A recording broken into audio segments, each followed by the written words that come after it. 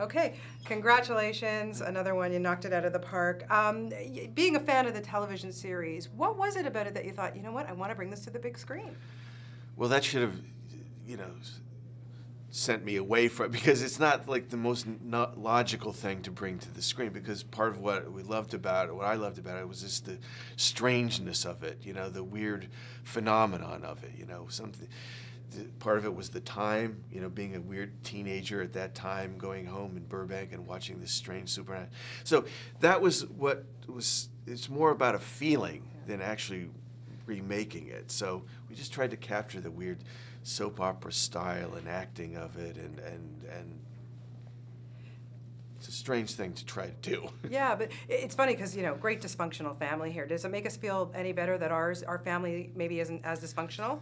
Well, I mean, that's one thing I always loved about, one of the things I loved about this is that families are just such a strange thing. I mean, you know, for me, it doesn't matter if people are rich or poor, all families have a strange, dysfunctional, you know, good families, bad families, they all have a twisted element to them, which is why one of the reasons I wanted to do this is that it explores, you know, the weird natures of what families are. Any family. Any family, that's right. The grass is always greener, right? Absolutely. I always thought my friends' families were much better than mine.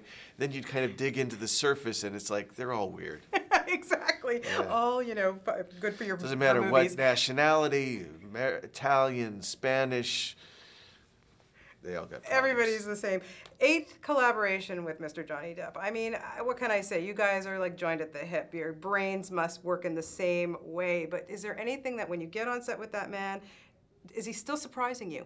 Well, yeah, I think we wouldn't really work together if it didn't have that element. I think that that's important for both of us. I think with anybody that you work with more than once or twice, it's always important to keep in that relationship a sense of surprise. And I think once you lose that, then it's probably time to move on. But, you know, so that's important for both of us. And like I said, for any collaborations, you got to keep that. Yeah, and then of course you reunite with Michelle Pfeiffer, and I can't even believe it's 20 years since that. I know, it's so weird. It's like, and that, you know, she did one of my favorite performances in any movie I've ever worked with. Like Catwoman for me is one of my favorite performances. So, and she did things like that on that, which I, you know, for 20 years I've been impressed with. You know, she's putting a live bird in her mouth, being attacked by cats, and jumping around on roofs with high heels. I mean, very impressive stuff, you know. It's taken me that long, but it was great to kind of revisit, because it was like going back and, you know, the people that you worked with, it's like strange, like I felt like I've been with her ever since, you know what I mean? Yeah. So we just kind of picked up, which was great. Right, and then of course some new people in your stable. Yeah. And then I want to talk about Eva Green because I love her. Oh my God, she was phenomenal in this Yeah. movie. You know what? When I first met her, I didn't really know her, but I just met her and I just thought, this is it. That's the person.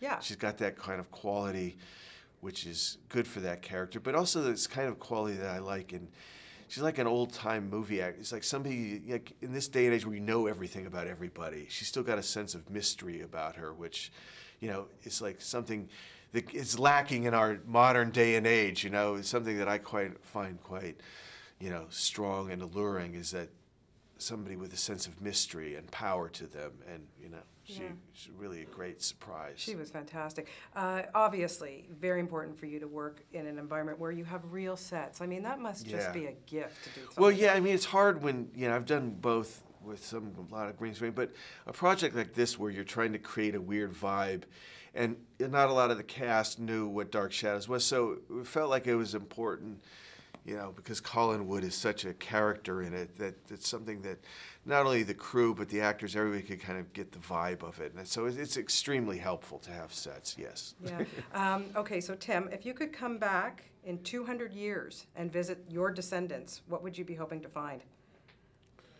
I don't know if I'd want to come back and visit my descendants, you know. I think, you know, families are such a strange thing. It's something that you long for, but then once you get it, it's a bit scary, you know. So that's the beautiful thing about family dynamics. It's something that we all, like, you strive your whole life to create, and then once you get it, it kind of freaks you out. So the idea of going back and visiting all that is kind of terrifying.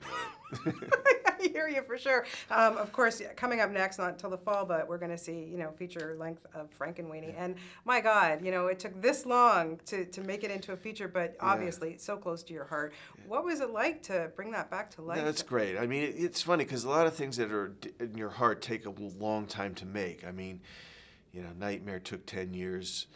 Frankenweenie took, I think Johnny and I were talking about this 10 years ago. So things sometimes, there seems to be a 10-year kind of gestation period for things. Yeah.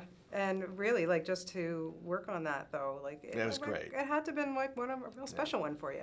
Everything, you try to pick projects like that, something that, something close to my heart. Right.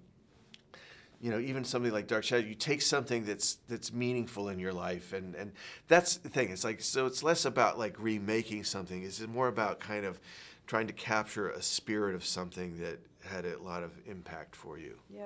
So how do you decide now? I mean, I can't even imagine that you get any sleep beside with your family and then all the stuff that you do with your work, and you've produced the Abraham Lincoln Vampire Hunter. How do you sit down and decide, okay, at this point in your career, what you want to do?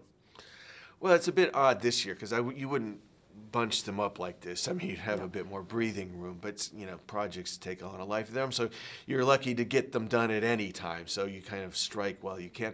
But I mean, you just try to pick things that you're passionate about, whether they're self-created or come from other source material. It's got to be something that's personal to you some way.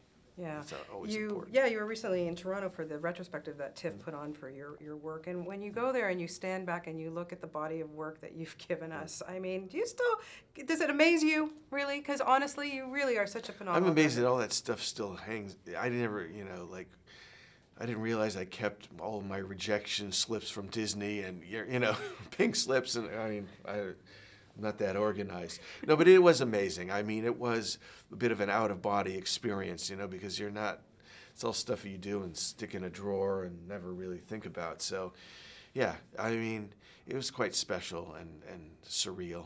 Well, thank you for everything that you do for us, and keep up the great work. This is awesome. It's nice great to talk talking to you. Yeah. Thank you, Tim. Thanks a lot. Have a good one, and Yeah. good luck with